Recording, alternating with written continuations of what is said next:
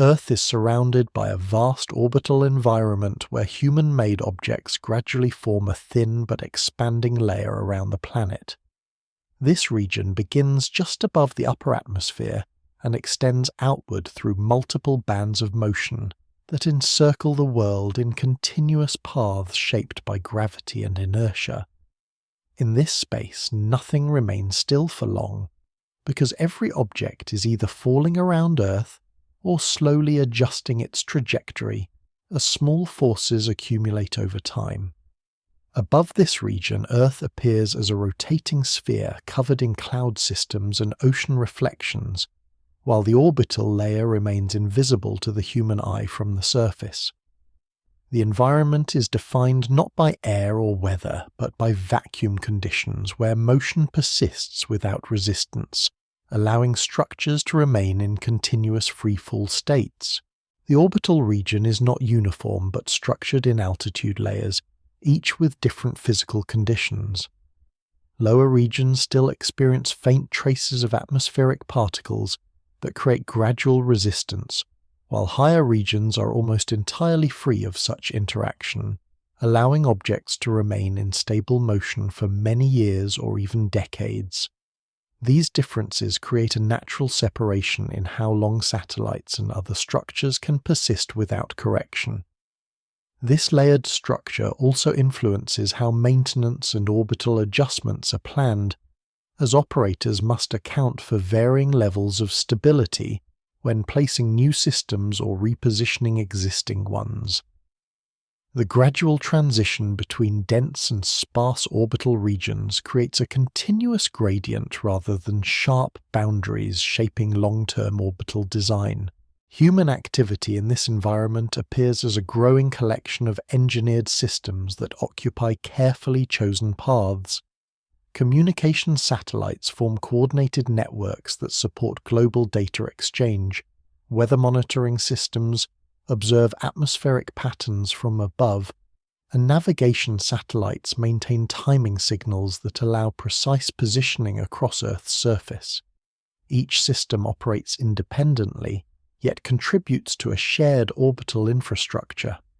This coordinated structure reflects decades of incremental development, where individual missions contribute to a broader system, without centralized physical construction.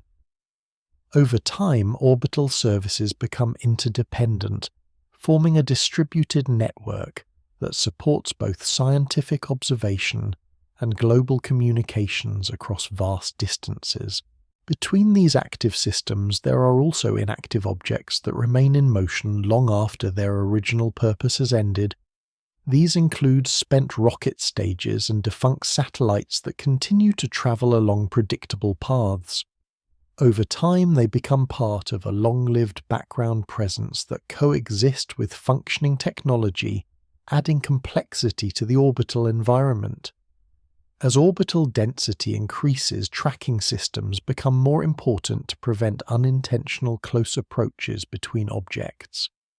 Even small fragments, sometimes created through minor collisions or material degradation, remain in orbit and contribute to long-term environmental complexity that must be monitored carefully. The motion of all objects in orbit is governed primarily by gravity, which continuously pulls them toward Earth, while their forward velocity carries them around the planet. This balance creates stable curved paths that repeat over time.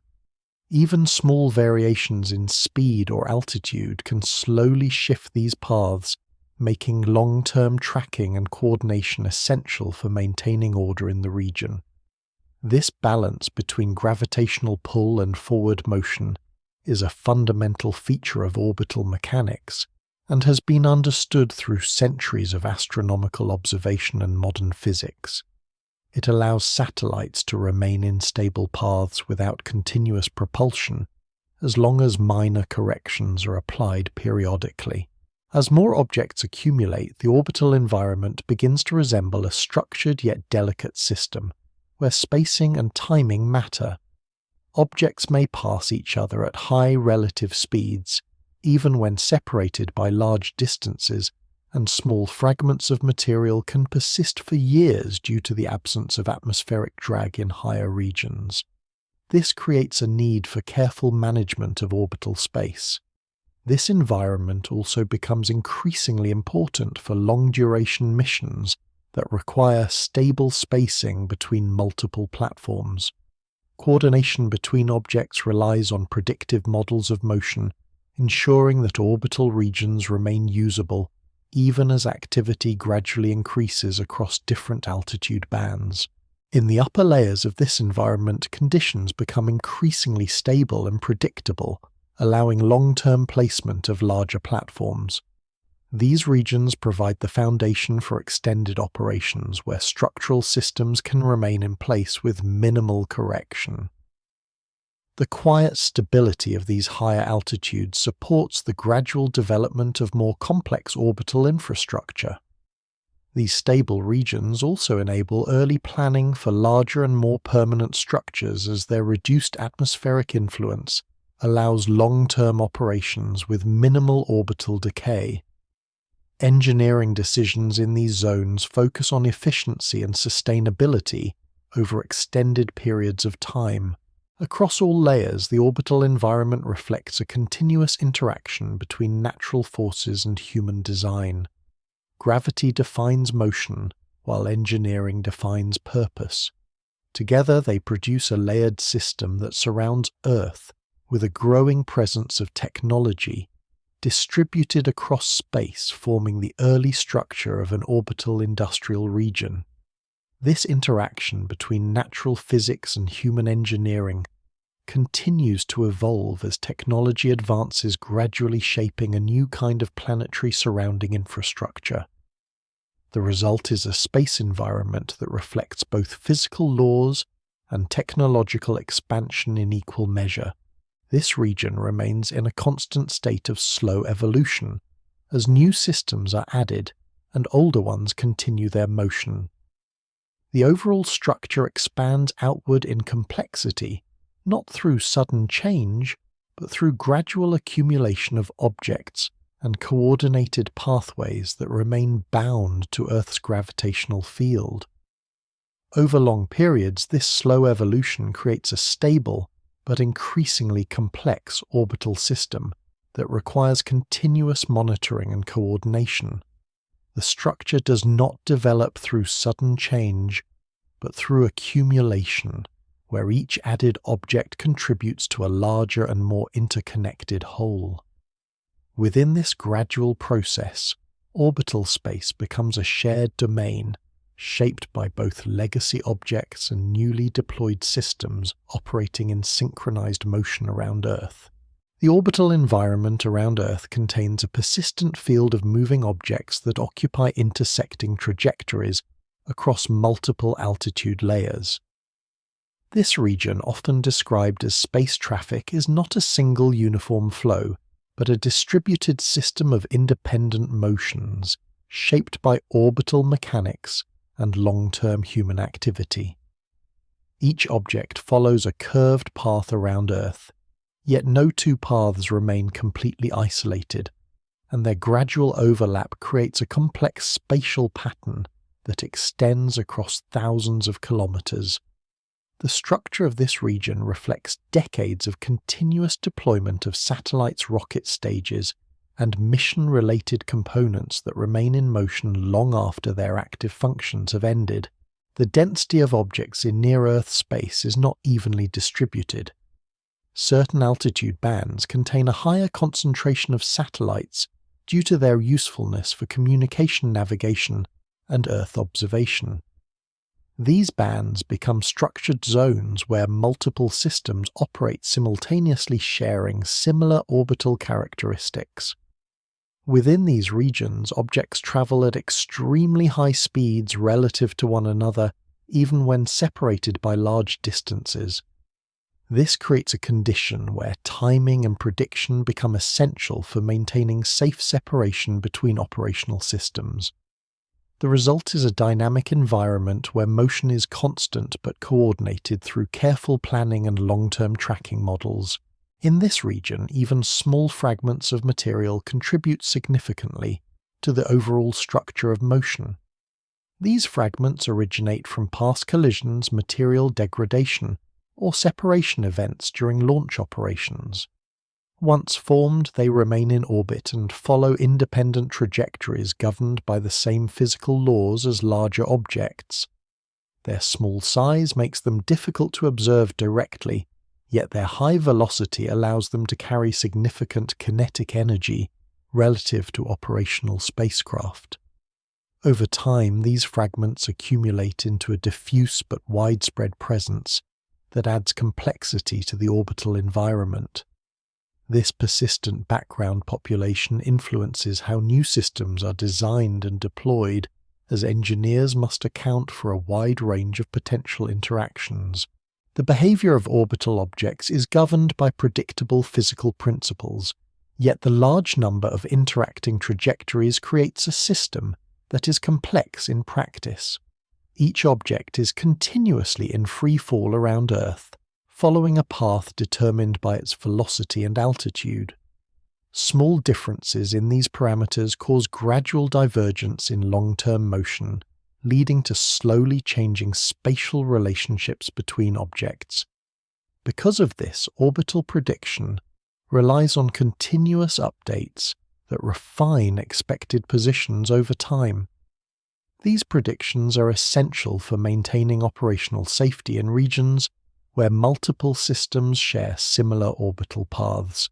As orbital density increases, coordination becomes more important. Space surveillance systems track thousands of objects, simultaneously monitoring their positions and forecasting their future trajectories. This tracking does not prevent motion, but allows operators to anticipate close approaches and adjust orbital paths when necessary. The process depends on mathematical models of motion that incorporate gravitational forces, atmospheric drag at lower altitudes, and small perturbations caused by Earth's uneven mass distribution. These models provide a framework for understanding how objects will move over extended periods, enabling structured management of an increasingly populated orbital region. The concept of conjunction appears naturally in this environment. A conjunction refers to a predicted close approach between two orbiting objects. These events are not collisions by default, but require evaluation to determine risk levels. When two objects approach within a certain distance threshold, coordination systems assess whether adjustments are needed to maintain safe separation. These assessments rely on continuous observation and predictive modeling, forming a key part of orbital management. The frequency of such evaluations increases as the number of active objects grows, reflecting the gradual intensification of orbital activity. Despite the complexity of this environment, large portions of near-Earth space remain sparsely populated. These regions serve as transitional zones between more active orbital bands. In these quieter areas, objects may travel for long periods without encountering other operational systems. These zones provide space for future expansion and serve as buffer regions that reduce the likelihood of interference between densely used orbital paths. The contrast between crowded and sparse regions highlights the uneven distribution of human activity in space, where technological needs determine where objects are placed and how they are maintained. Over time, the accumulation of inactive objects creates a long-lasting background layer that coexists with active systems. These objects continue to follow predictable orbital paths even without operational control. Their presence adds to the overall complexity of the environment, but also provides a historical record of human activity in space. Each object reflects a specific period of technological development and remains part of the orbital structure long after its mission has ended. This continuity of motion contributes to a layered system where active and inactive objects share the same physical space. The orbital environment is therefore not static, but continuously evolving through the addition of new systems and the persistence of older ones. This evolution is gradual, driven by repeated launches and long-term orbital dynamics, rather than sudden transformation. As more systems are deployed, the structure becomes increasingly interconnected, requiring greater coordination and more precise tracking methods. The resulting environment is a distributed network of motion that encircles Earth in a complex but mathematically describable pattern. Within this system, stability depends on both physical laws and human management. Gravity ensures that all objects remain in orbit, while tracking and coordination systems ensure that these objects can coexist without interference. The interaction between these two elements creates a controlled but dynamic environment that supports a wide range of technological functions. Communication networks, environmental monitoring systems, and scientific instruments all depend on this balance to operate continuously above Earth's surface. As orbital space continues to develop, the importance of understanding its traffic patterns increases. The environment becomes a shared operational domain where motion is both natural and engineered.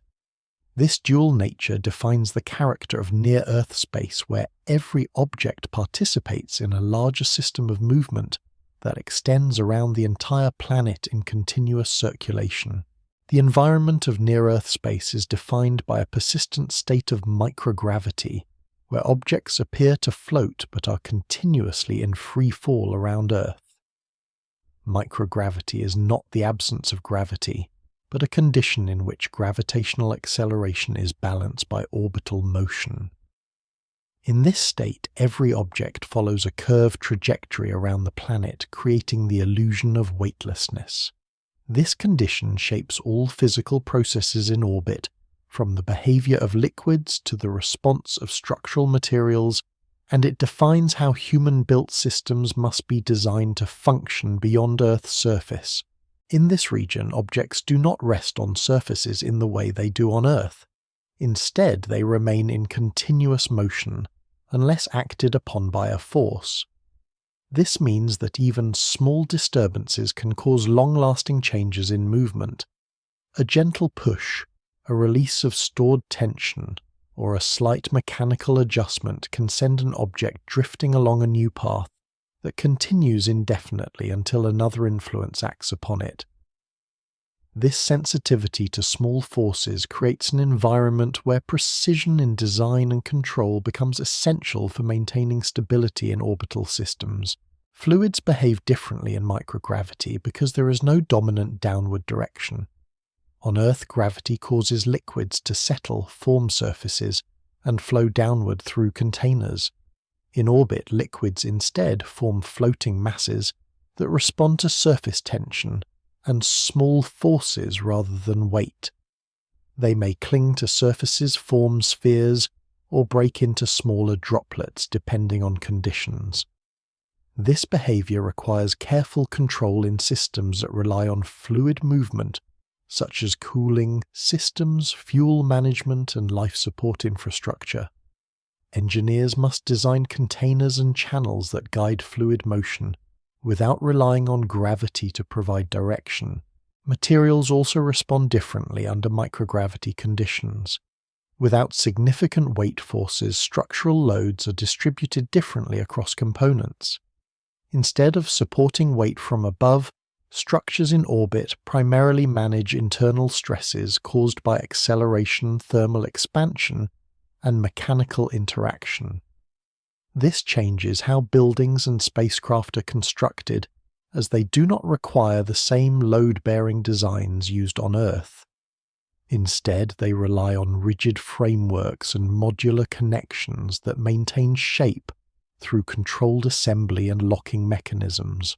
Thermal behavior in microgravity is influenced by the absence of natural convection. On Earth, warm air rises and cool air sinks, creating circulation that distributes heat. In orbit, heat transfer occurs mainly through radiation and conduction. This means that temperature regulation must be actively managed using engineered systems that distribute heat across surfaces or radiate it into space. Without such systems, localized heating could accumulate in confined areas, affecting both equipment performance and material stability. The control of thermal conditions becomes a central requirement for maintaining functional orbital infrastructure. Electrical and mechanical systems in this environment must also account for the absence of gravitational settling. Components that rely on weight for alignment or contact must instead use mechanical fasteners, magnetic systems, or precision-fit assemblies.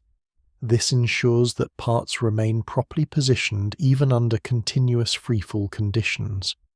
Over time, these design principles become standard in orbital engineering, influencing how systems are built, assembled, and maintained in space-based environments.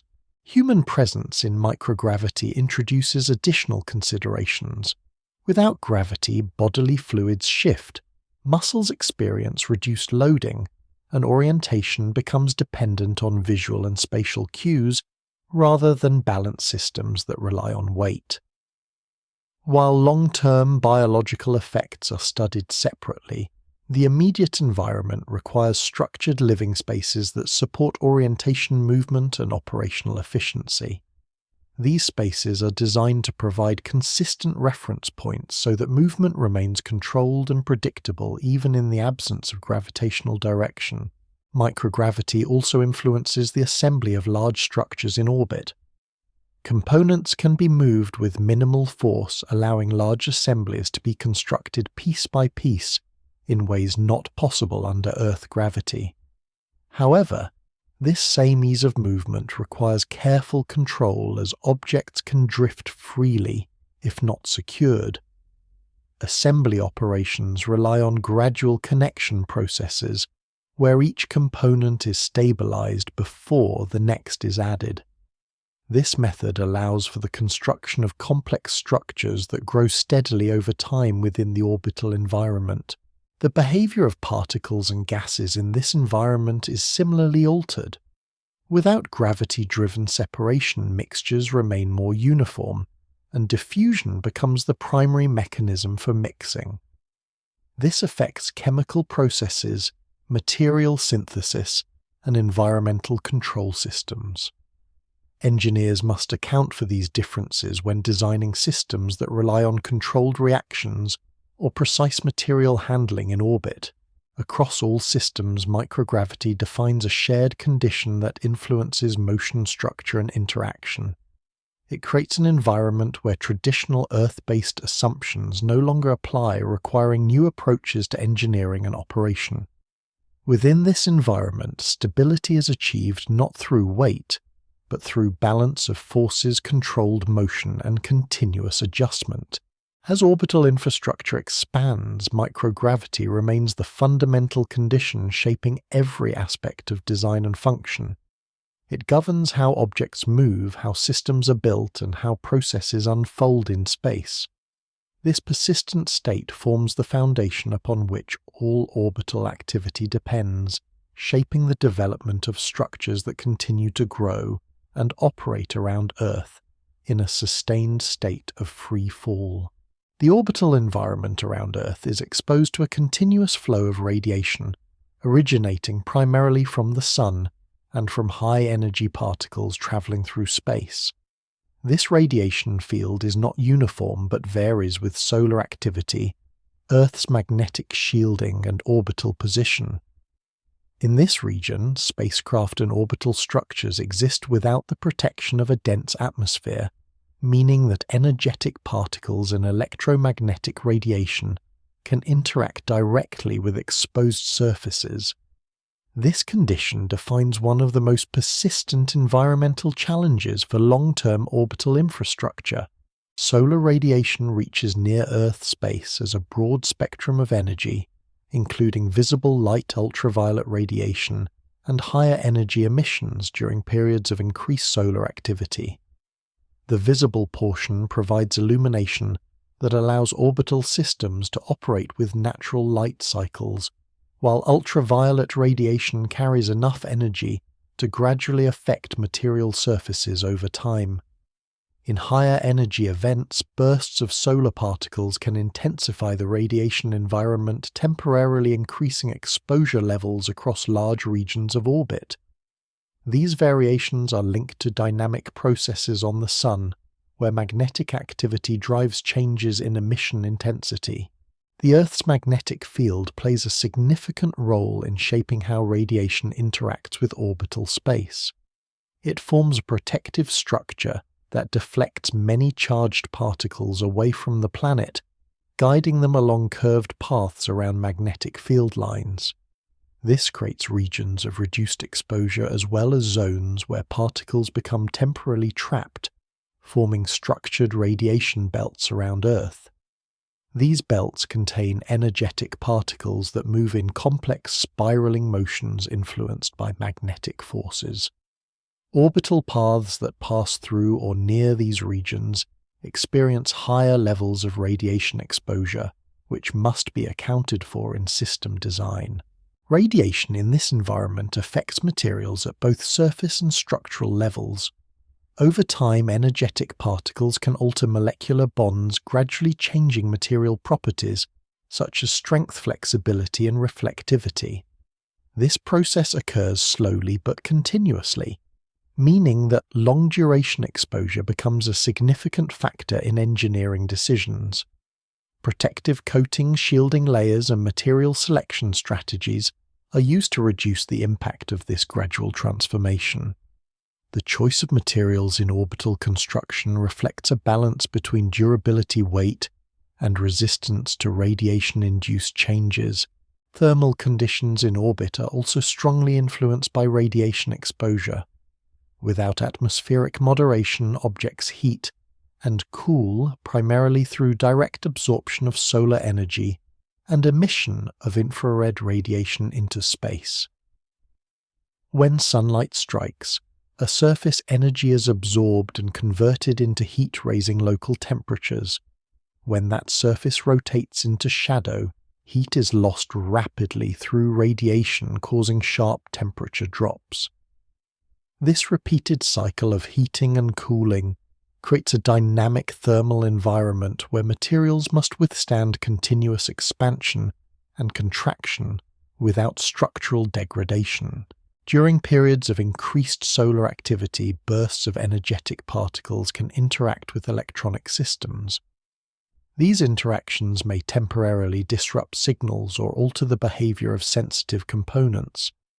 To manage this, orbital systems incorporate redundancy and protective shielding, ensuring that critical functions remain stable even during elevated radiation events. Monitoring systems on Earth continuously observe solar conditions, allowing operators to anticipate periods of heightened activity and adjust operational parameters when necessary. Radiation exposure also influences the design of power systems in orbit. Solar panels, which convert sunlight into electrical energy, are exposed directly to high-energy particles over long periods. This exposure gradually reduces their efficiency, requiring careful design to extend operational lifespan. Materials used in these systems are selected for their ability to maintain performance despite long-term exposure to energetic environments. Over time, degradation is managed through redundancy, modular replacement strategies, and gradual efficiency compensation. Biological considerations are also present in this environment, particularly for systems designed to support human presence. Without atmospheric shielding, radiation levels are higher than on Earth's surface, requiring protective environments for long-duration habitation. Shielding materials and structural design help reduce exposure inside orbital habitats, maintaining conditions suitable for human activity. These protective measures are integrated into the overall architecture of orbital systems, ensuring that living and working spaces remain stable despite external radiation conditions. The interaction between radiation and orbital debris adds another layer of complexity. Small particles in orbit are also exposed to radiation and thermal cycling, which can gradually alter their physical properties. Over long periods, these effects may change how fragments reflect light, or respond to environmental conditions influencing how they are tracked and observed. This contributes to the evolving character of the orbital environment, where even inactive material continues to change slowly under continuous exposure. Despite these challenges, radiation also provides energy that supports orbital operations. Solar energy is a primary power source for nearly all orbital systems, enabling continuous operation without reliance on terrestrial fuel sources. This constant energy input allows for long-duration missions and supports the development of expanding infrastructure in space. The same radiation that poses risks also enables sustained technological activity far from Earth's surface. Across the orbital environment, radiation defines a persistent background condition that influences every aspect of design, operation, and material behavior. It shapes the limits within which systems must function and provides the energy that powers them. This dual role creates an environment where protection and utilization occur simultaneously, forming a stable but dynamic system that supports continuous activity in space. As orbital infrastructure continues to expand, understanding and managing radiation becomes an increasingly important part of long-term development. It remains one of the key environmental factors that define how structures are built, how systems operate, and how long they can function in the region surrounding Earth. The movement of materials from Earth's surface into orbit forms a continuous logistical pathway that connects ground-based industry with space-based infrastructure. This flow begins at launch sites distributed across the planet where vehicles are assembled, fueled, and prepared for ascent. These launch systems are designed to overcome Earth's gravitational pull, accelerating payloads through the atmosphere until they reach orbital velocity. Once this velocity is achieved, the payload separates from its launch system and transitions into a stable path around Earth, becoming part of the orbital environment. This process is repeated across many missions, creating a steady accumulation of equipment and materials in space. The ascent from Earth is a carefully structured sequence that passes through multiple atmospheric layers. In the lower atmosphere, vehicles experience dense air resistance and strong aerodynamic forces that gradually decrease with altitude. As the vehicle climbs higher, the air becomes thinner, reducing resistance and allowing acceleration to become more efficient. Eventually, the vehicle reaches the upper atmosphere where conditions transition toward near vacuum. At this point, orbital insertion occurs and the payload begins to follow a curved path governed primarily by gravity and inertia rather than atmospheric forces. Each launch contributes specific components to the orbital system. These may include communication satellites, scientific instruments, structural modules, or raw material containers intended for future assembly. Once deployed, these components are positioned into designated orbital paths based on their intended function. Precision in this placement is essential, as even small deviations in trajectory can lead to long-term changes in orbital behavior. Over time, repeated launches create a layered network of objects distributed across multiple altitudes, each serving a distinct role within the broader infrastructure. The transport of materials into orbit also includes modular construction elements designed for later assembly. These components are often standardized to allow compatibility across different missions and systems. Standardization enables parts launched at different times to be combined in orbit, supporting the gradual construction of larger structures. This approach reduces the need for single large launches and instead relies on incremental development, where complex systems are built piece by piece in space. Rocket propulsion systems are central to this process. They operate by expelling mass at high velocity, generating thrust that moves vehicles upward against gravity. This principle of motion allows vehicles to gradually increase speed until orbital conditions are achieved. The efficiency of this process depends on fuel composition, engine design, and vehicle mass distribution. Over time, advancements in propulsion technology have increased payload capacity and reduced the cost per unit of material delivered to orbit, enabling more frequent and diverse missions. Once in orbit, materials must be carefully managed to ensure proper integration into existing systems. This includes controlled positioning stabilization and sometimes temporary storage in orbital staging areas.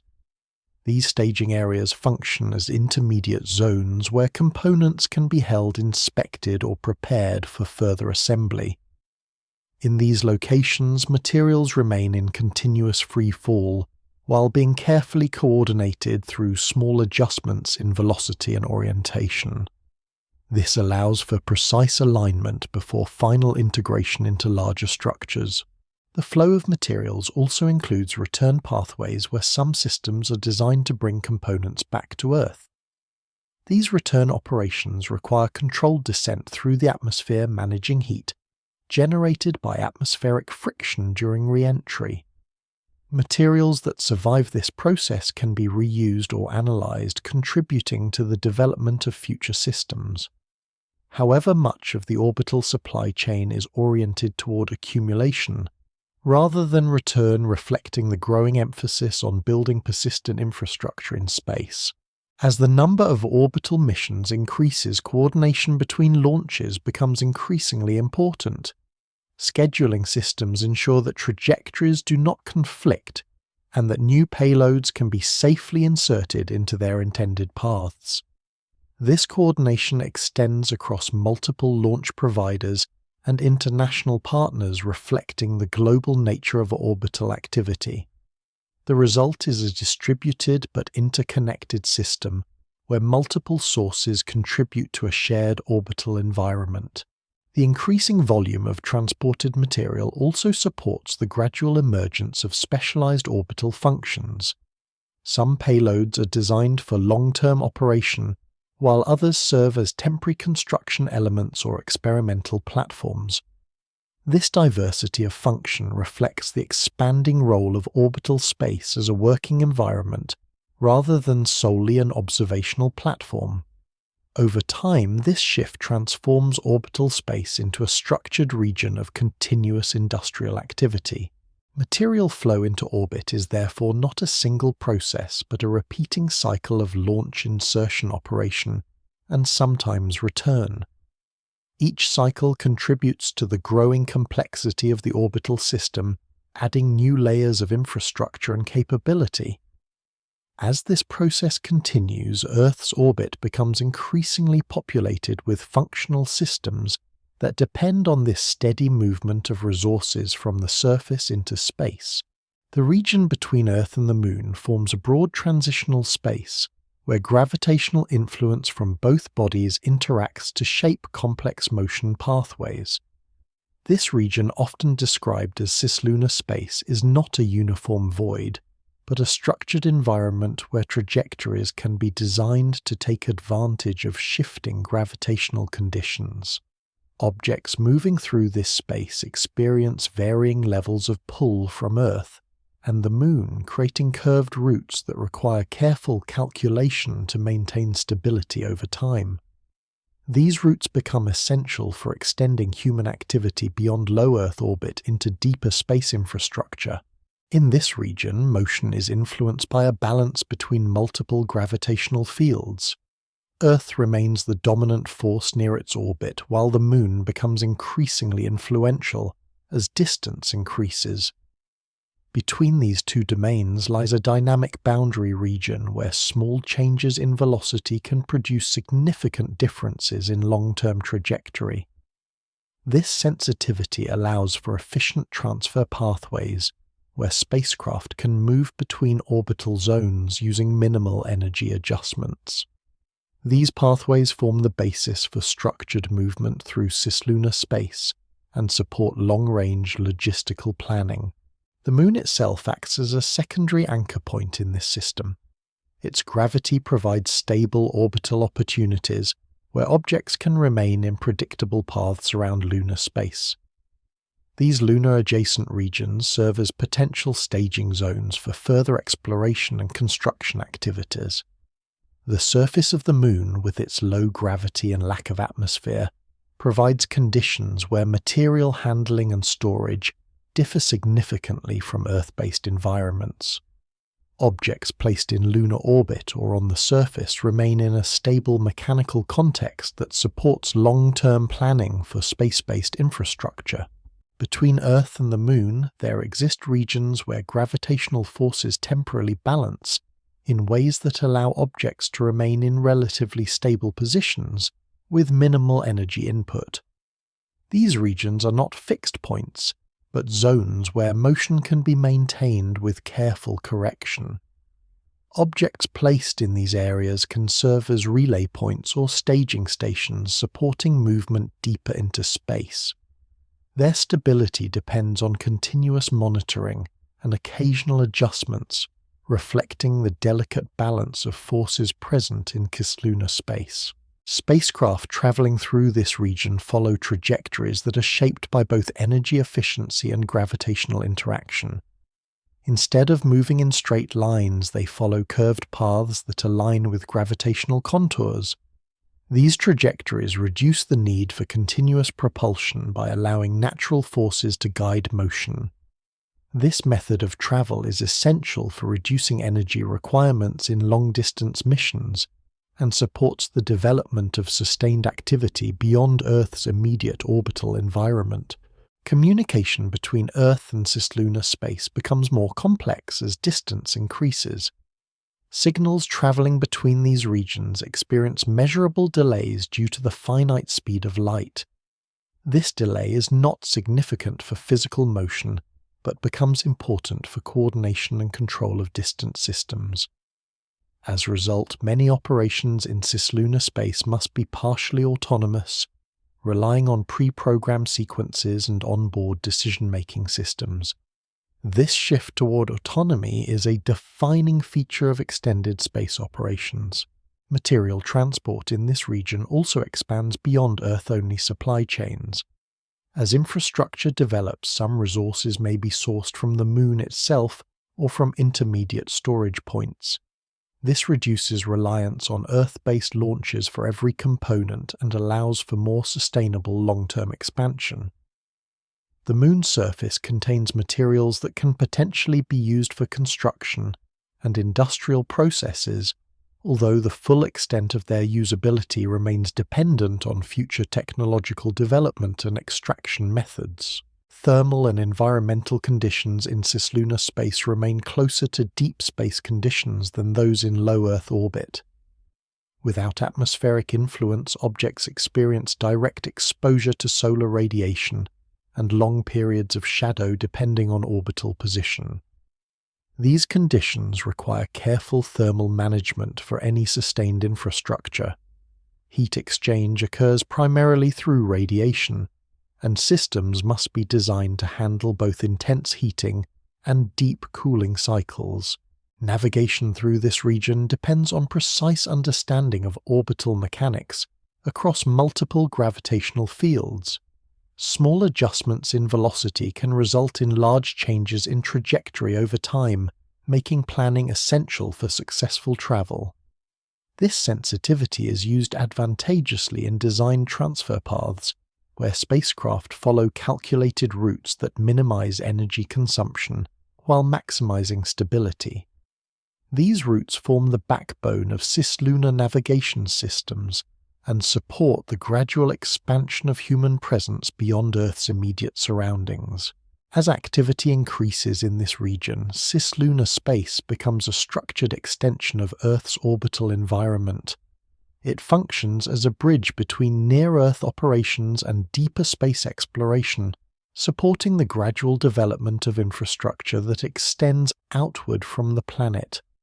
This space is defined not by emptiness, but by carefully shaped motion pathways and emerging zones of activity that reflect the expanding reach of human engineering.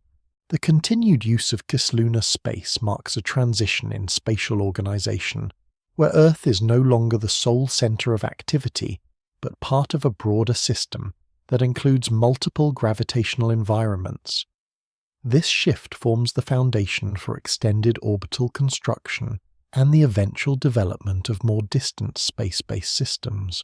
The region surrounding the Moon represents a distinct operational environment shaped by weak gravity, long periods of sunlight and darkness, and a surface that retains evidence of ancient impacts.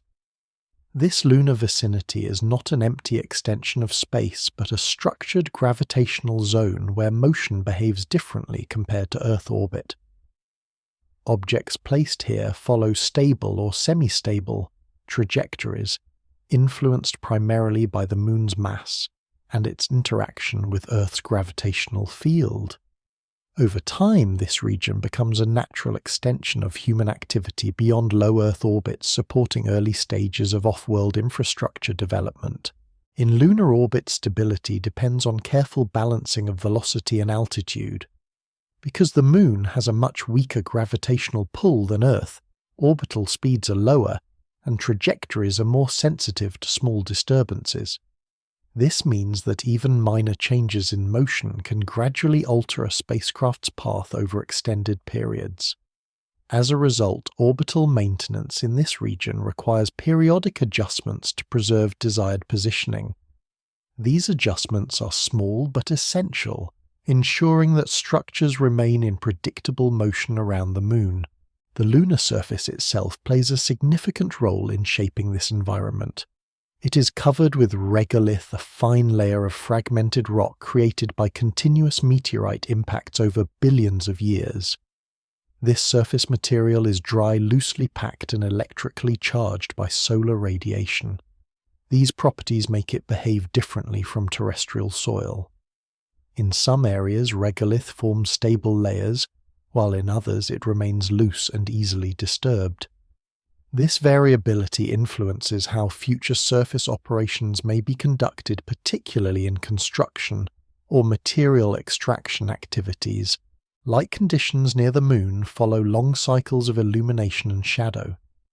A single lunar day lasts far longer than a day on Earth, with extended periods of continuous sunlight followed by equally long nights. These cycles affect thermal conditions on both the surface and in orbit. During sunlight periods, exposed surfaces can reach high temperatures, while shadowed regions cool significantly. This wide temperature variation requires systems operating in the lunar environment to manage heat carefully across long time spans without atmospheric moderation. In this region, communication between Earth and lunar systems remains direct but delayed. Signals require slightly more than 1 second to travel between the two bodies. While this delay is small, it influences the design of operational systems, particularly those requiring precise timing or coordination. Many functions must therefore be designed with partial autonomy, allowing systems near the Moon to operate independently between communication intervals. This autonomy becomes more important as activity increases and more systems are deployed in lunar space. The Moon's gravitational environment also creates unique orbital features known as perturbation effects. These effects arise from the combined influence of Earth and the Moon on nearby objects, leading to gradual shifts in orbital shape and orientation. Some trajectories become more stable when aligned with specific gravitational conditions, while others slowly drift over time. Understanding these patterns is essential for maintaining long-term orbital infrastructure in the lunar vicinity. Material behavior in this environment is influenced by the absence of atmosphere and the presence of vacuum conditions. Without air, there is no erosion caused by wind or weather, and materials remain exposed to direct space conditions for extended periods. This leads to gradual changes caused primarily by radiation and temperature variation. Over long durations, surface materials may become altered in structure, affecting their physical properties. These changes are slow but continuous, shaping the long-term evolution of both natural and artificial objects near the Moon. The lunar vicinity also serves as a potential staging area for deeper space operations. Its relatively stable gravitational environment allows for the positioning of modular systems that can support further travel into more distant regions. These systems may include storage modules, communication relays, or assembly platforms designed to operate in low-gravity conditions. Over time, such structures form a distributed network that extends the functional reach of human activity beyond Earth's immediate orbit. Energy availability in this region is highly dependent on solar exposure. With no atmospheric filtering, sunlight is strong and direct when present. This makes solar energy a reliable source for powering systems in lunar orbit and on the surface. However, long periods of darkness require energy storage solutions or alternative power strategies. The balance between exposure and shadow becomes a central factor in planning sustained operations in this environment. As activity in lunar space increases, the region gradually shifts from a purely observational target to a functional zone of infrastructure development. This transformation occurs through incremental deployment of systems that expand operational presence over time. Each addition contributes to a growing framework of activity that extends human technological reach into the lunar environment. The lunar vicinity thus represents a transitional region between Earth-centered operations and deeper space expansion.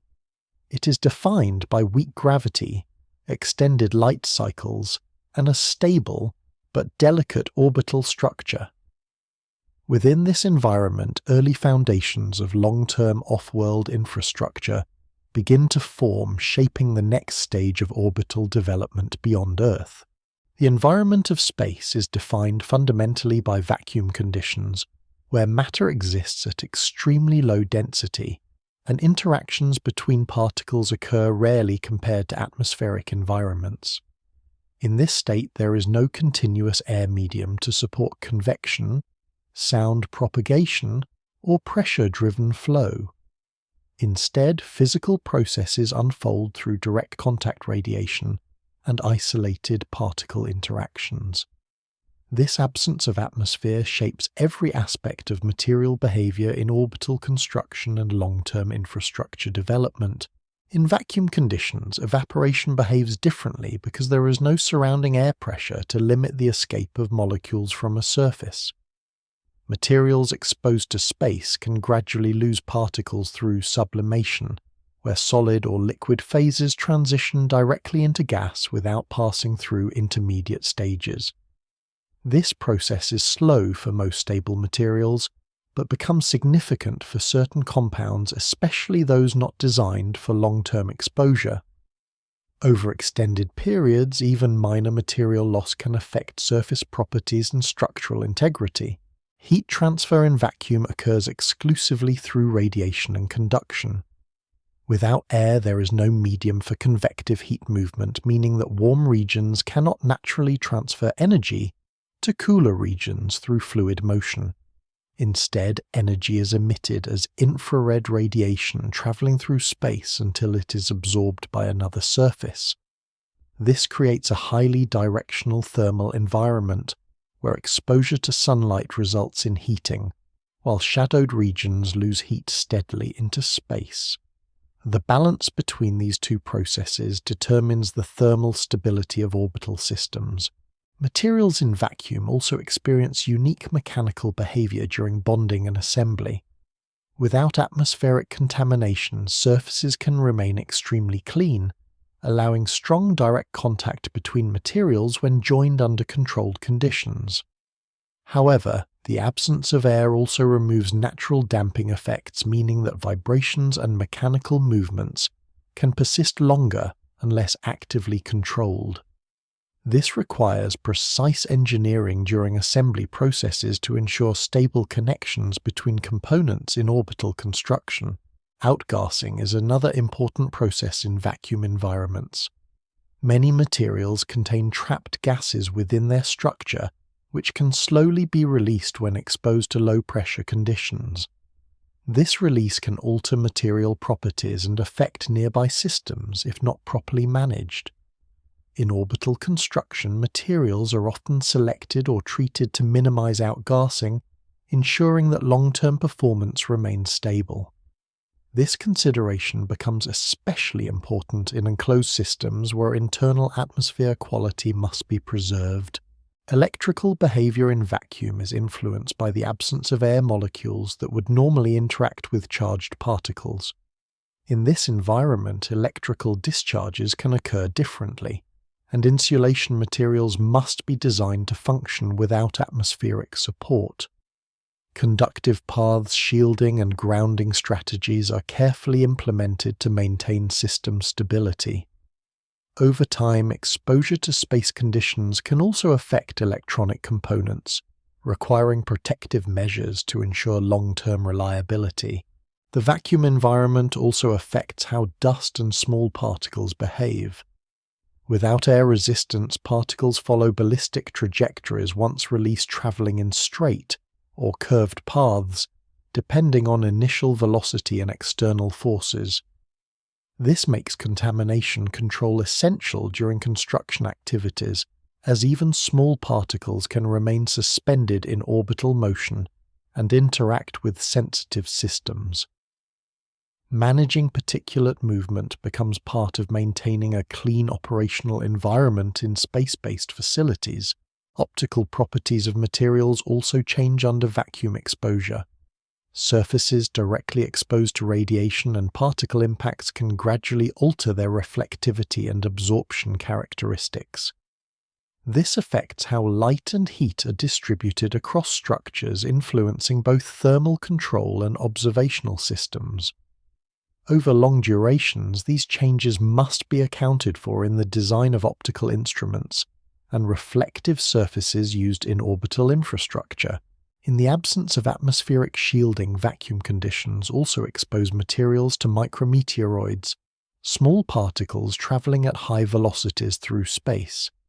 These impacts occur infrequently at any single point, but accumulate over time, gradually affecting surface conditions.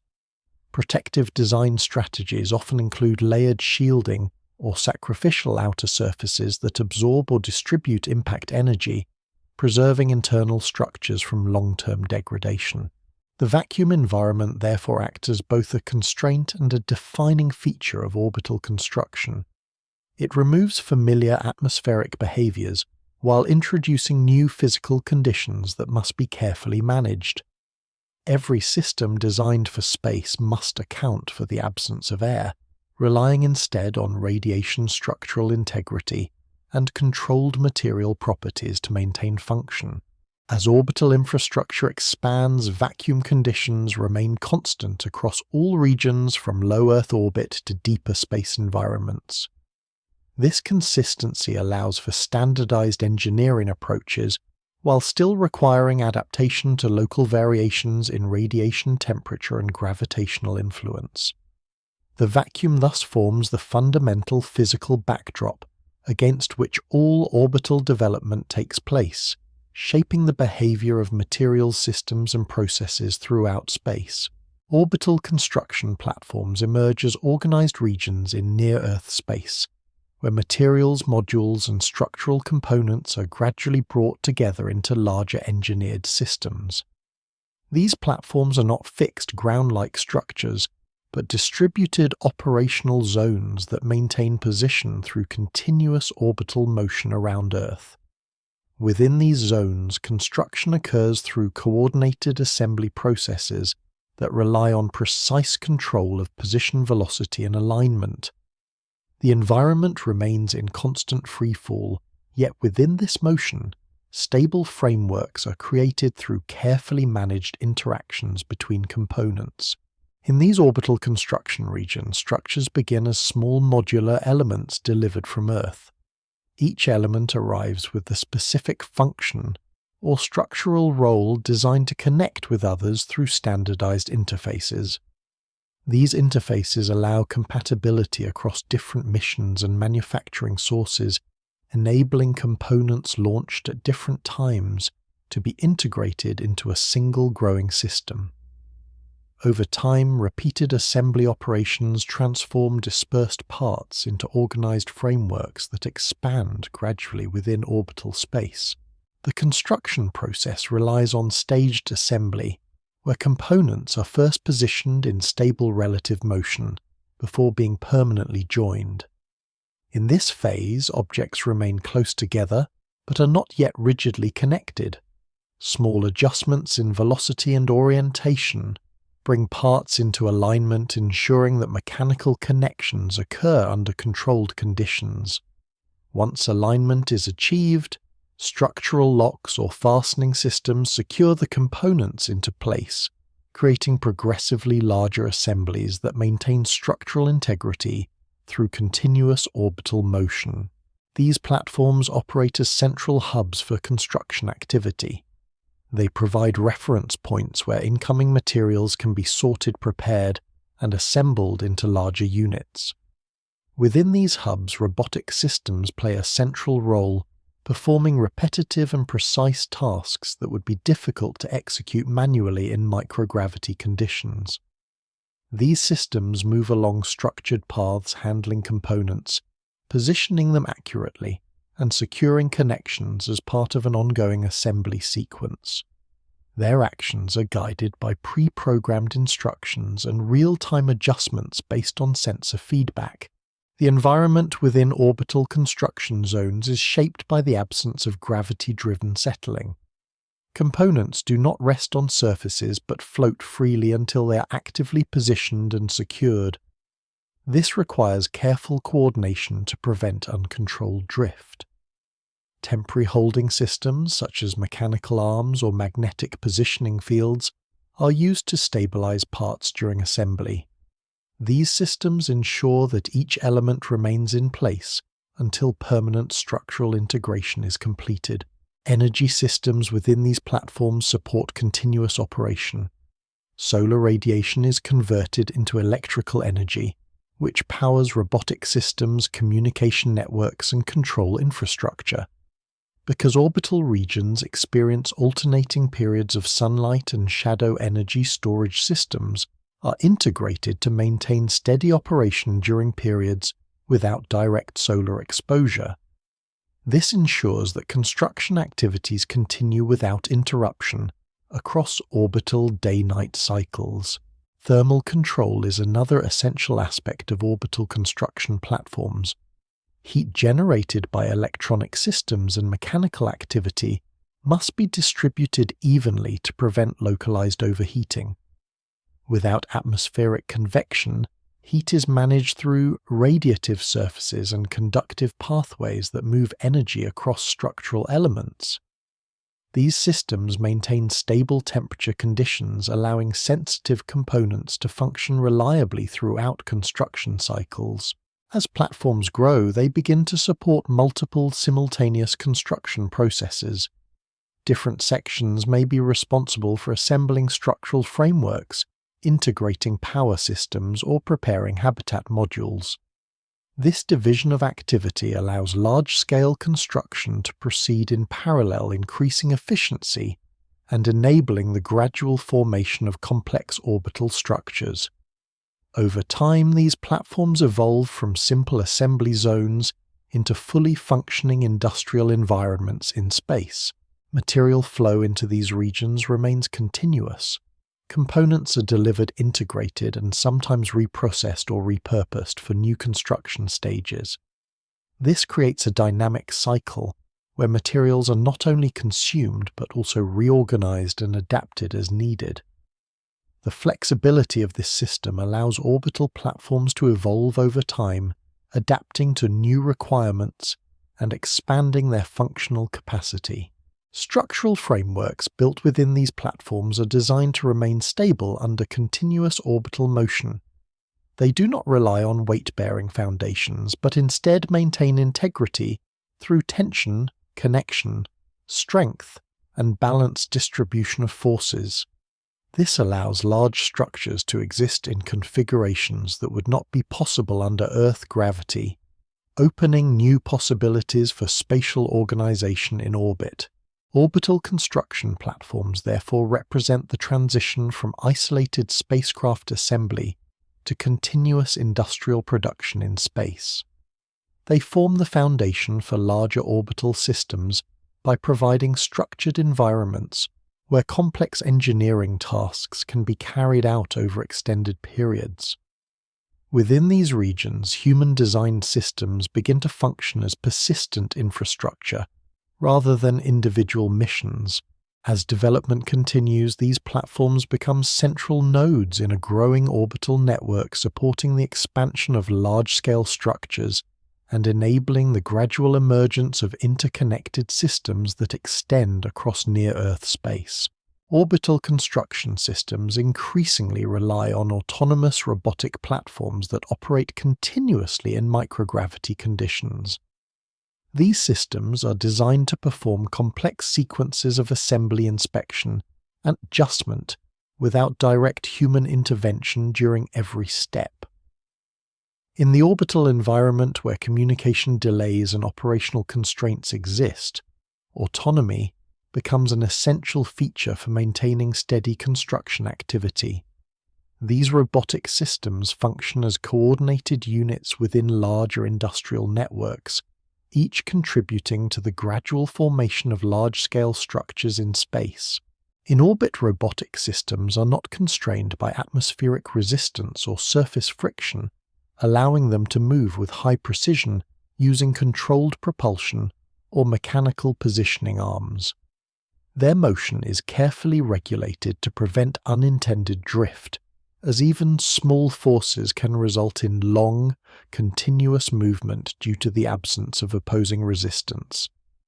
These systems rely on fine control mechanisms that adjust position incrementally, ensuring stability while handling delicate construction tasks.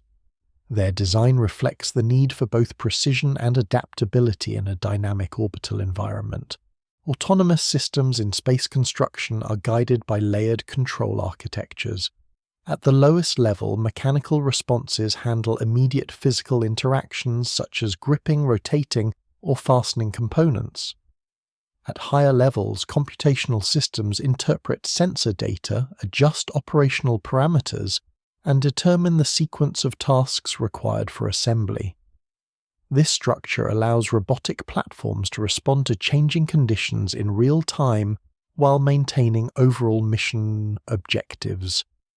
The separation of control levels ensures both stability and flexibility in complex environments.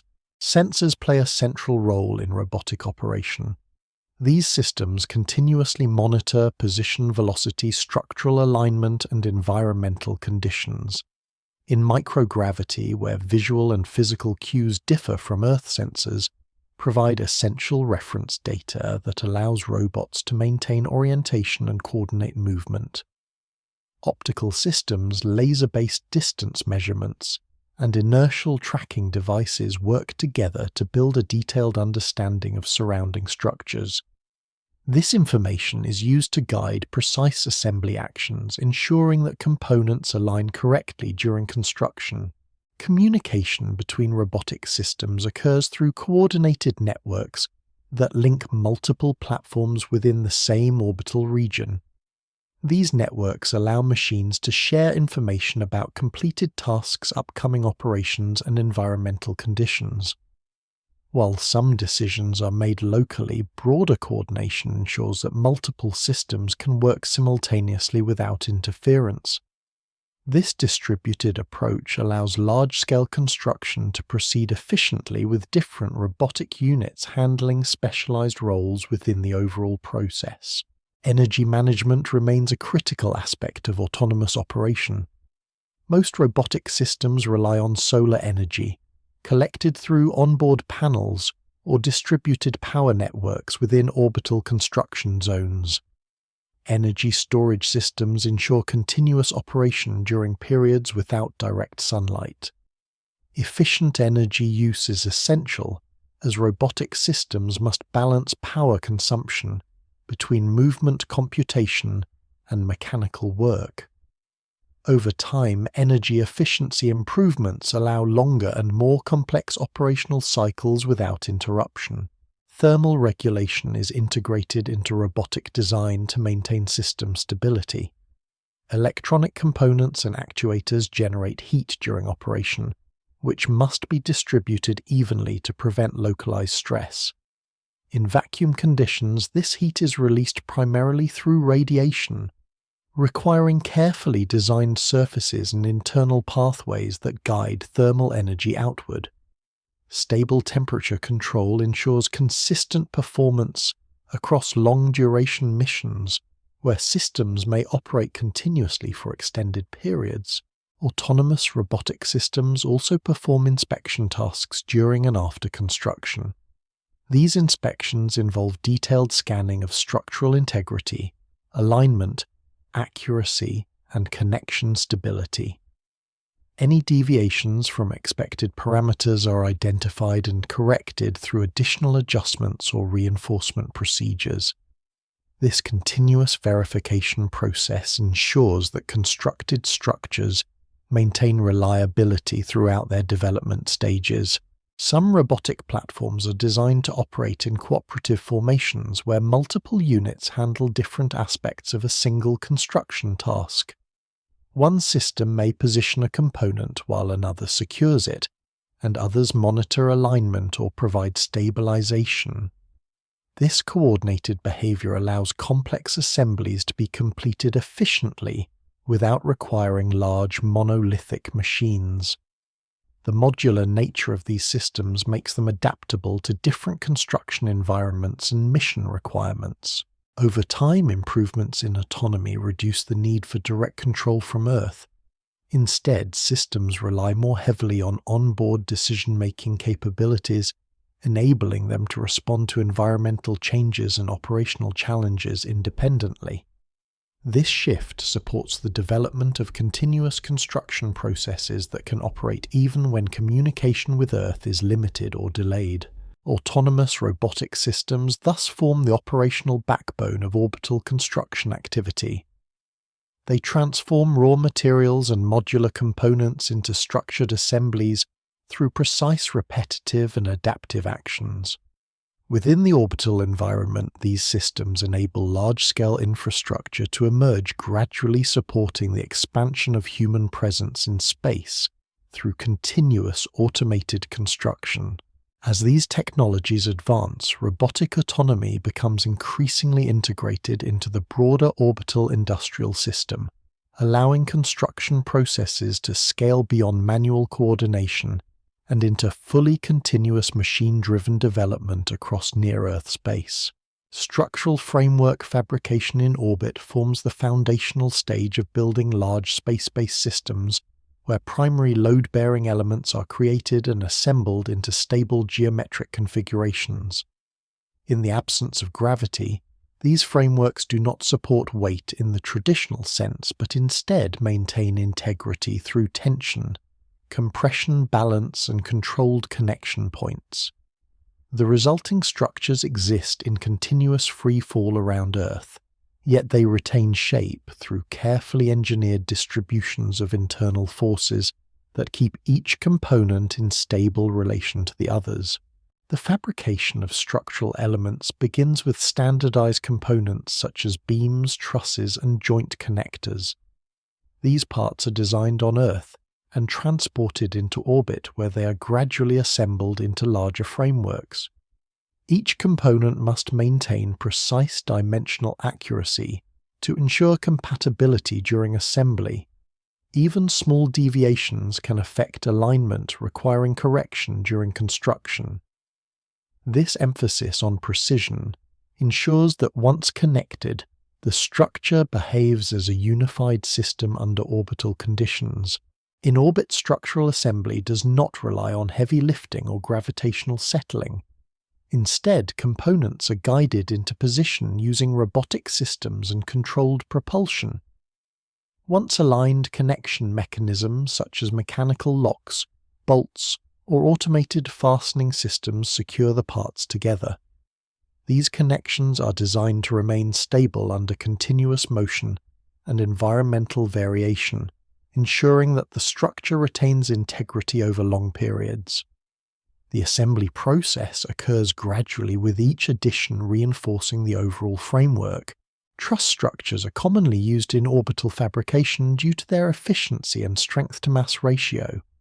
A truss consists of interconnected triangular elements that distribute forces evenly across the structure. In microgravity, these configurations provide stability without relying on downward force. Instead, stability arises from balanced internal geometry and rigid connections between nodes.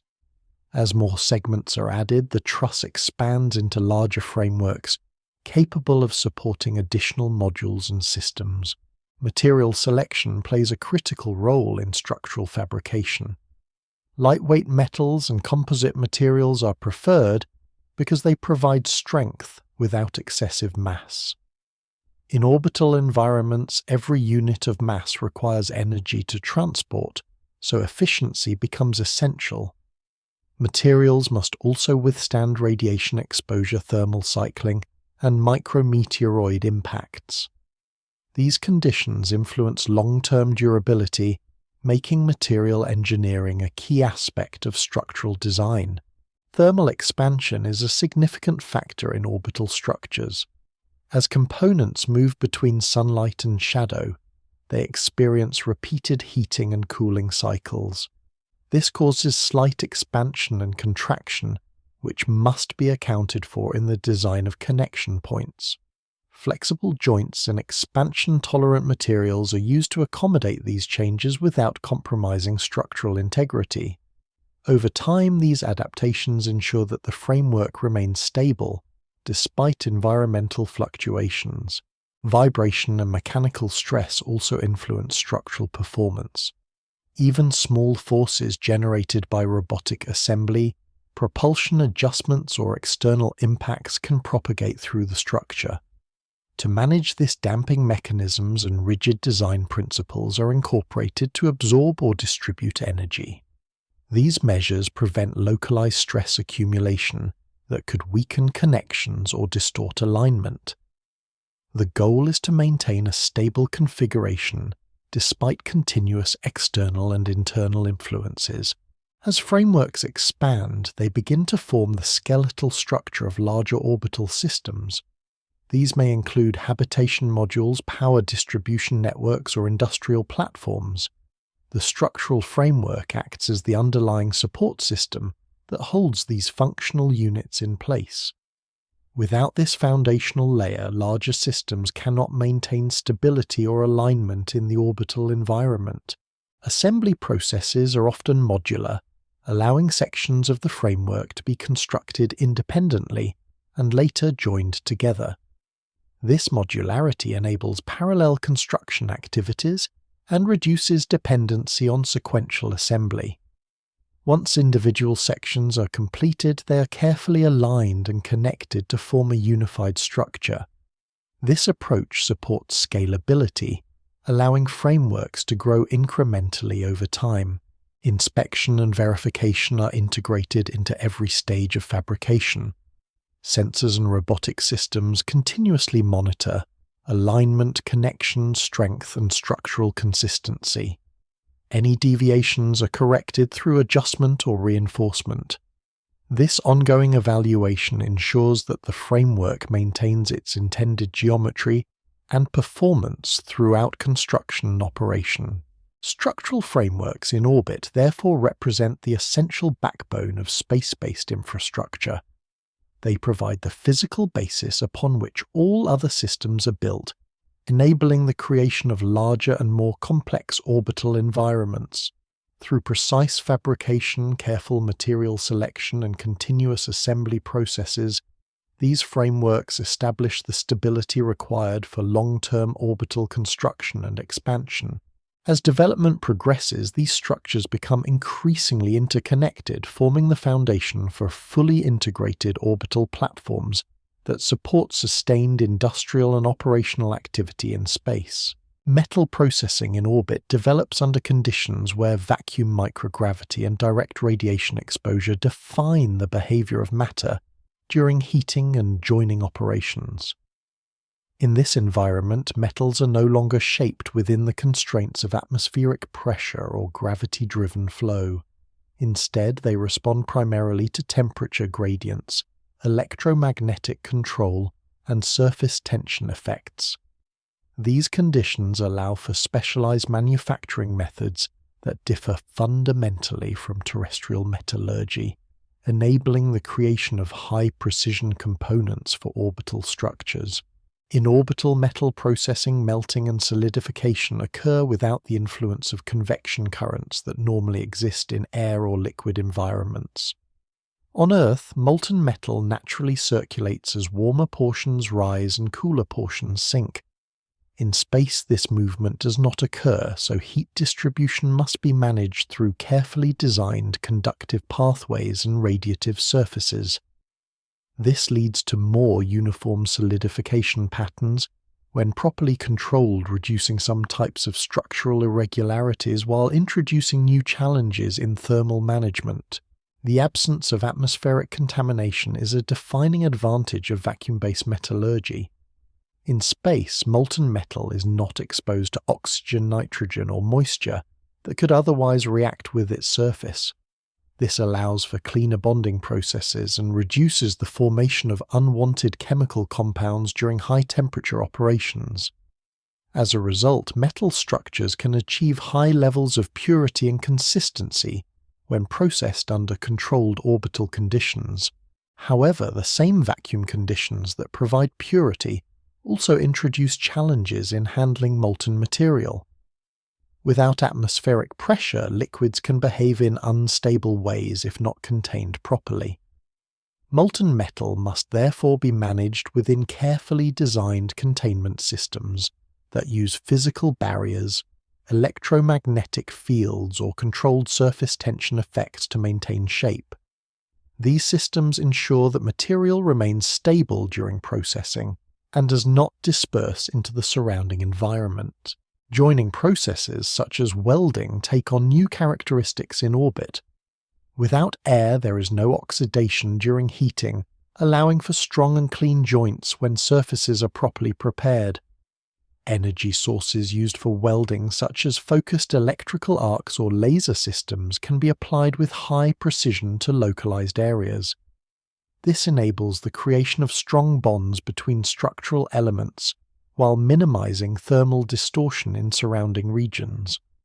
Over time, these techniques support the construction of large integrated frameworks assembled directly in space. Solidification of metals in microgravity produces distinct structural patterns.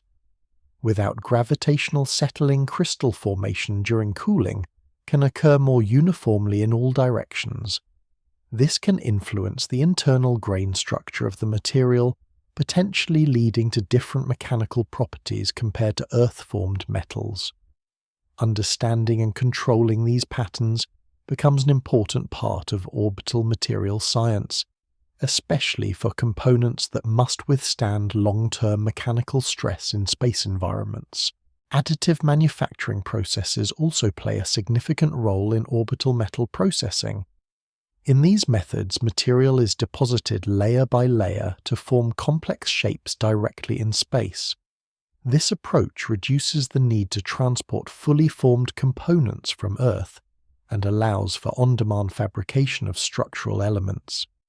Metal powders or wire feedstocks are melted and deposited using controlled energy sources, gradually building up solid structures with precise geometries. This flexibility supports adaptive construction in orbital environments where design requirements may evolve over time. Thermal control is critical throughout all stages of metal processing in orbit. High temperatures must be carefully managed to prevent unwanted spreading of heat into nearby systems. Radiative cooling surfaces are used to dissipate excess energy, while localized heating ensures that only targeted areas are affected during processing. This balance allows for precise control over material transformation while maintaining stability across the broader construction environment. Radiation exposure also influences metal behavior during processing and long-term use. High-energy particles can gradually alter surface properties and internal structures of metals exposed over long durations. To counteract these effects, materials are selected and treated to resist radiation-induced degradation. Protective coatings or structural layering techniques are often applied to enhance durability in the space environment. Orbital metal processing therefore functions as both a manufacturing and scientific domain. It enables the production of high-quality structural materials while also providing insight into how matter behaves under conditions not found on Earth. These processes form the basis for constructing increasingly complex orbital systems where materials are shaped directly in space to meet the demands of long-term infrastructure development. As orbital construction expands, metal processing becomes an essential capability supporting continuous growth of space-based structures. It allows raw materials to be transformed into functional components within the same environment where they will operate, closing the loop between fabrication and application in orbital industrial systems. Composite material manufacturing in orbit develops within an environment where microgravity vacuum conditions and controlled energy input allow multiple materials to be combined in ways that differ from terrestrial production. Composites are materials formed by joining two or more distinct components, typically a reinforcing phase and a binding matrix, to create a final structure with improved strength, flexibility, or durability. In space, these combinations can be achieved with a higher degree of precision because gravitational separation does not dominate material behavior during formation. In orbital conditions, reinforcing fibers such as carbon-based strands or advanced polymer filaments can be distributed within a matrix material without settling or layering effects caused by gravity. On Earth, heavier components tend to sink or separate during curing, but in microgravity distribution remains more uniform when properly controlled. This allows engineers to design composite structures with consistent internal properties throughout the material volume, improving predictability and structural performance. The matrix phase in composite manufacturing serves as the binding medium that holds reinforcing elements together. In orbit, this matrix may be applied in liquid, semi-liquid, or partially cured states depending on the manufacturing method. Without atmospheric pressure or convection, curing processes must rely on controlled thermal radiation or localized energy application. This ensures that the material solidifies gradually and uniformly, preventing internal stresses that could weaken the final structure. Fiber alignment is a critical factor in determining composite strength. In microgravity, alignment can be achieved using mechanical guides, electromagnetic fields, or controlled deposition systems that position fibers precisely before binding occurs. Once aligned, the matrix material is introduced to secure the configuration. This controlled placement allows for the creation of highly optimized structural pathways within the composite directing strength, along specific orientations where mechanical loads are expected. The absence of sedimentation in orbital environments provides additional advantages for composite uniformity. On Earth, density differences between components can lead to uneven distribution during curing. In space, this effect is minimized, allowing for more homogeneous structures. As a result, composite materials produced in orbit can achieve consistent performance characteristics across their entire volume, which is particularly important for large structural components used in orbital construction platforms. Thermal control plays a central role in composite fabrication. The curing process often depends on carefully regulated temperature changes that determine how the matrix material transitions from a fluid or semi-fluid state into a solid structure.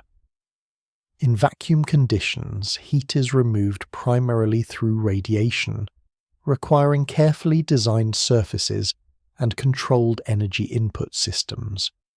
This allows for gradual curing cycles that reduce internal stress formation and improve long-term stability of the material. Radiation exposure is another factor influencing composite behavior in orbit. High-energy particles and ultraviolet radiation can interact with polymer matrices and reinforcing fibers over time. To address this, materials are selected based on their resistance to radiation-induced degradation. Protective additives or layered structures may be incorporated into the composite design to enhance durability and maintain mechanical performance throughout extended exposure to space conditions. Manufacturing processes often use additive layering techniques to build composite structures gradually. In this approach, fibers and matrix materials are deposited in sequential layers, allowing precise control over internal architecture. Each layer is stabilized before the next is added, resulting in a controlled buildup of material with engineered properties. This method supports the creation of complex geometries that would be difficult to achieve using traditional bulk fabrication techniques. The resulting composite materials are often lightweight yet strong, making them suitable for large orbital structures where minimizing mass is essential. These materials can be used in trusses, panels, and modular components that form part of a larger construction systems. Their adaptability allows them to be integrated into a wide range of orbital applications, from structural frameworks to protective shielding systems. Inspection and quality control are integrated into every stage of composite manufacturing. Sensors monitor fiber distribution matrix, curing progression, and structural consistency throughout the process. Any irregularities can be corrected during fabrication, ensuring that the final material meets required specifications.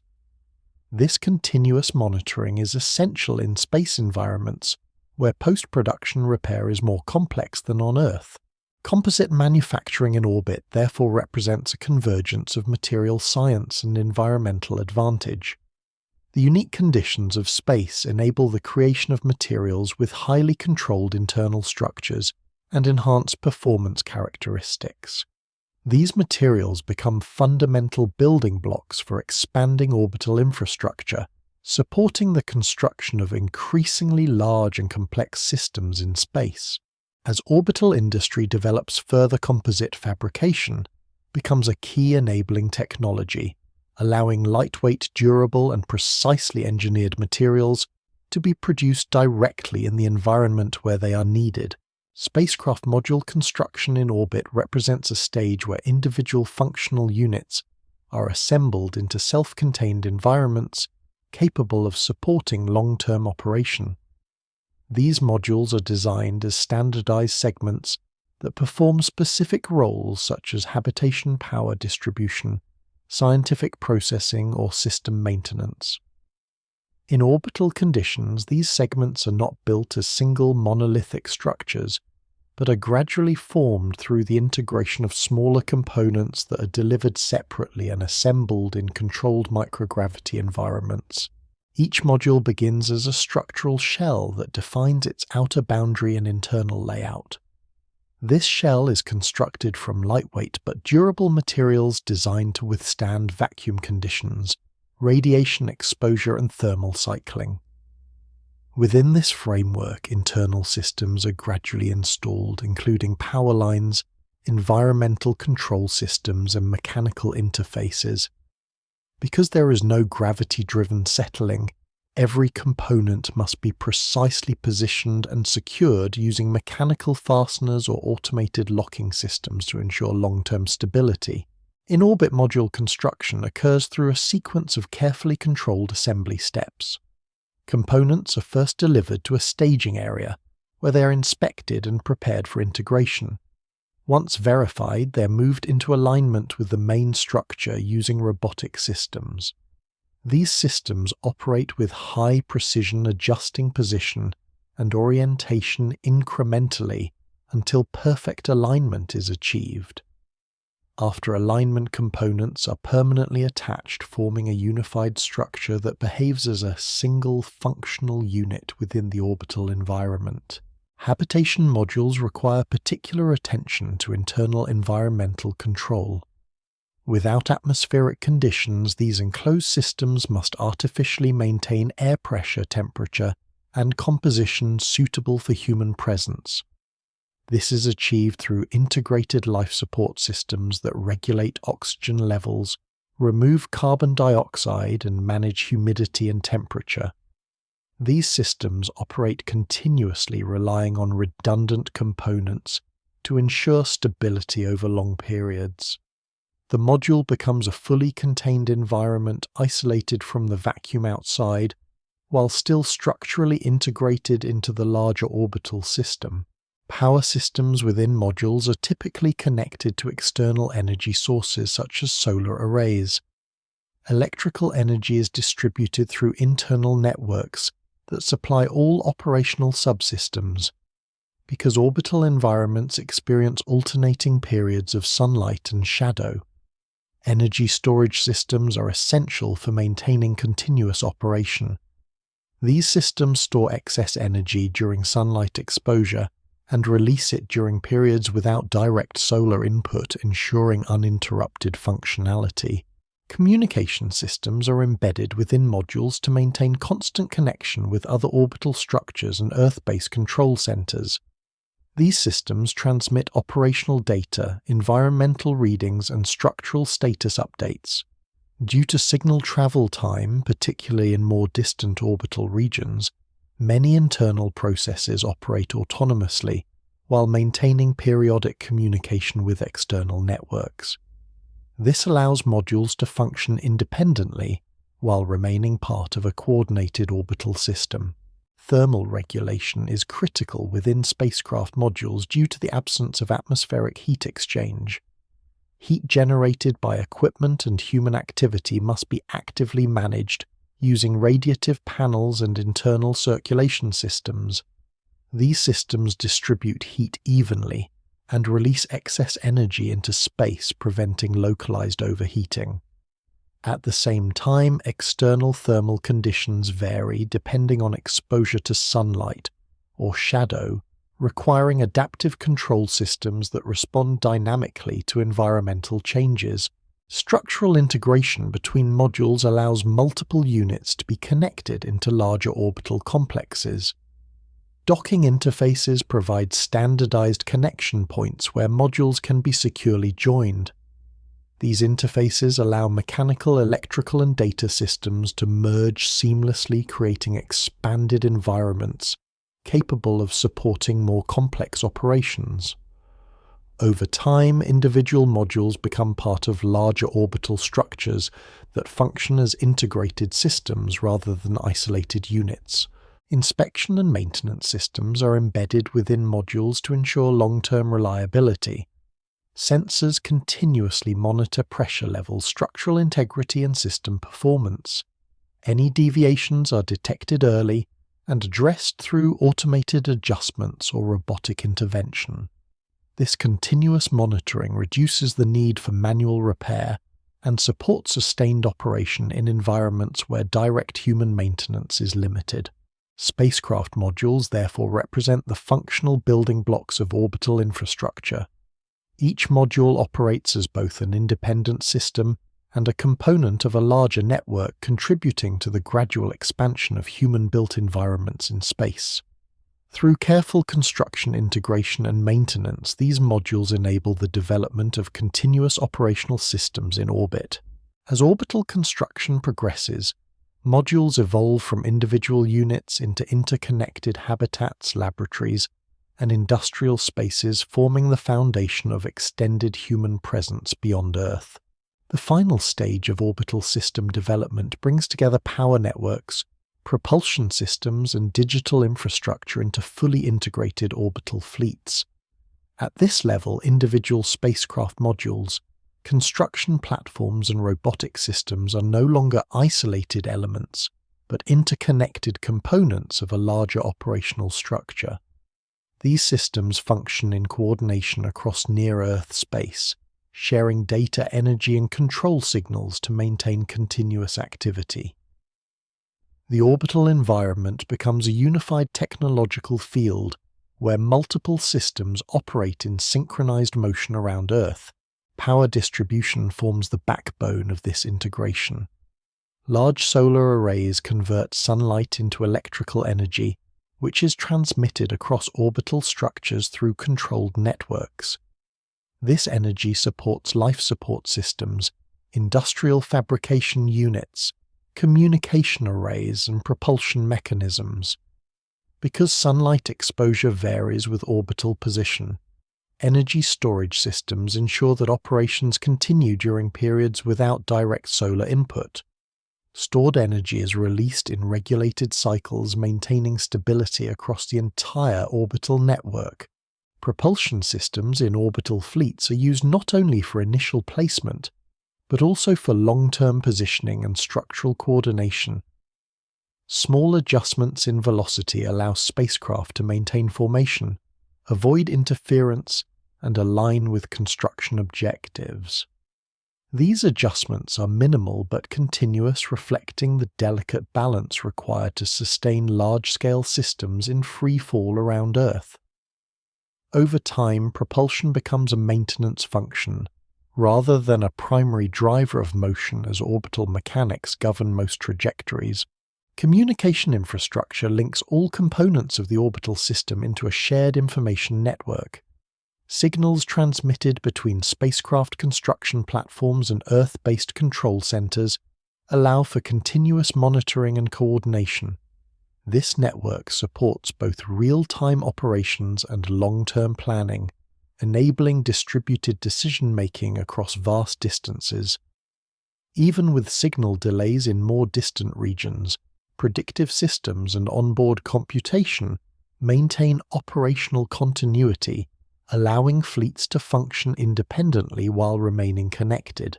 Data systems within orbital fleets manage environmental readings, structural conditions, and operational performance.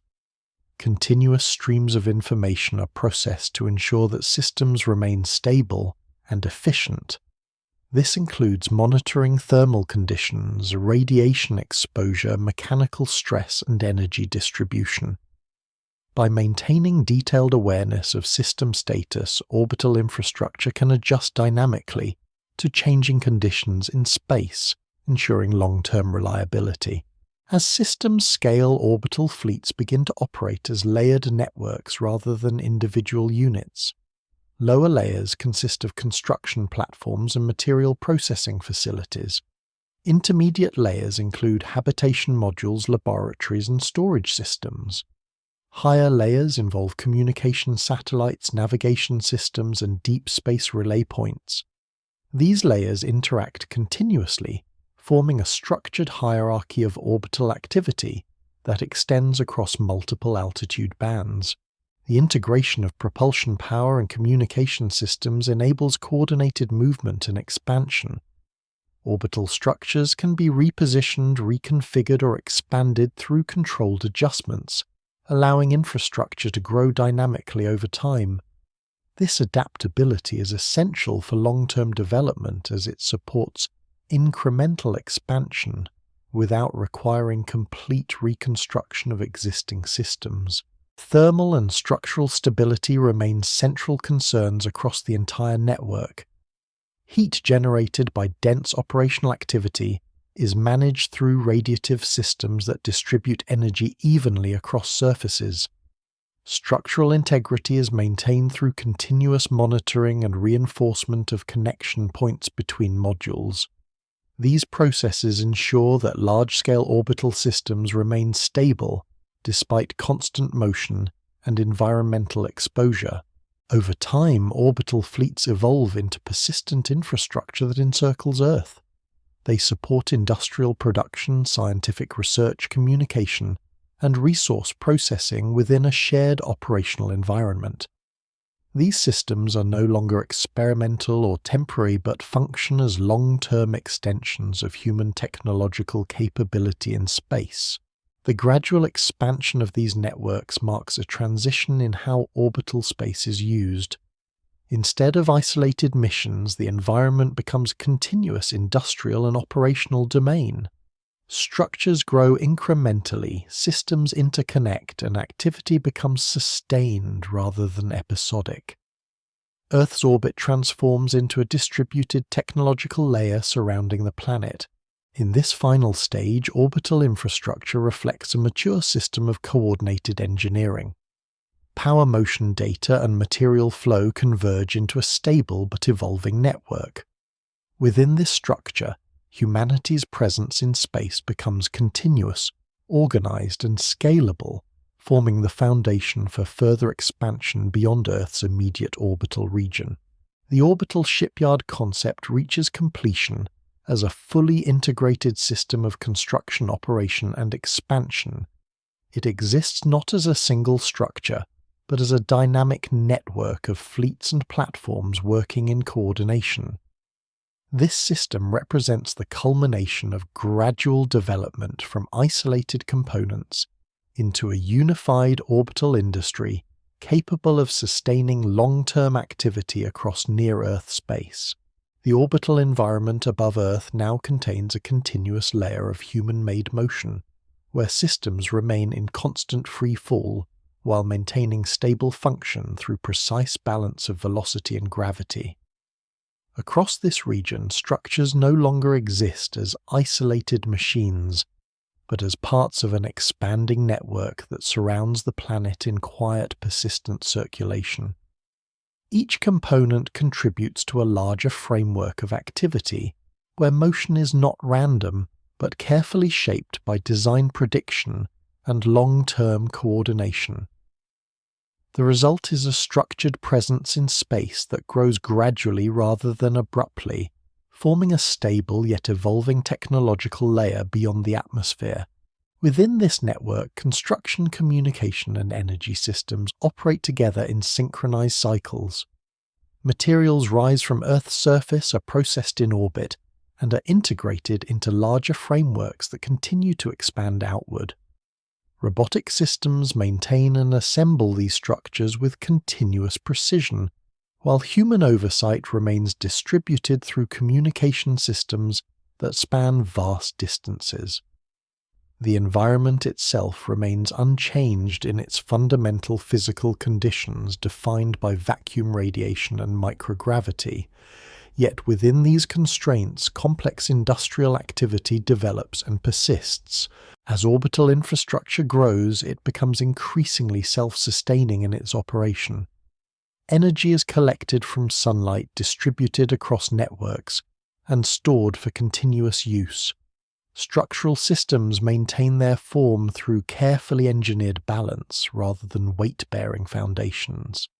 Communication links allow coordination across multiple layers of activity, ensuring that systems remain aligned despite distance and delay. Over time, these processes create a stable equilibrium between expansion and control, where growth occurs without loss of coherence. The region surrounding Earth gradually transforms into a working extension of human technological capability. It supports scientific observation, material processing, and large-scale construction within a single interconnected system. This transformation does not occur through sudden change, but through steady accumulation of systems, each adding to the overall structure of orbital activity. The result is a layered environment where function and motion are inseparable, and where infrastructure exists in continuous adaptation to its surroundings. Even as this system expands, it remains bound by the same physical laws that govern all motion in space. Gravity continues to define orbital paths. Radiation shapes material behavior, and vacuum conditions determine thermal and structural processes. Within these constraints, engineering creates order, allowing systems to function across vast regions without collapse or stagnation. The balance between natural forces and constructed systems defines the stability of the orbital environment. Over long periods, this layered structure becomes a persistent feature of Earth's surroundings. It forms a distributed industrial presence that extends far beyond individual missions or temporary installations. Instead, it develops into a continuous operational field where activity is maintained across time through interconnected systems. This field represents a shift in how space is used, from isolated exploration to sustained construction and operation. The orbital shipyard system, as it fully develops, exists as a quiet but extensive framework of human presence in space. It is not defined by a single structure or location, but by the totality of interacting systems that orbit Earth in coordinated motion.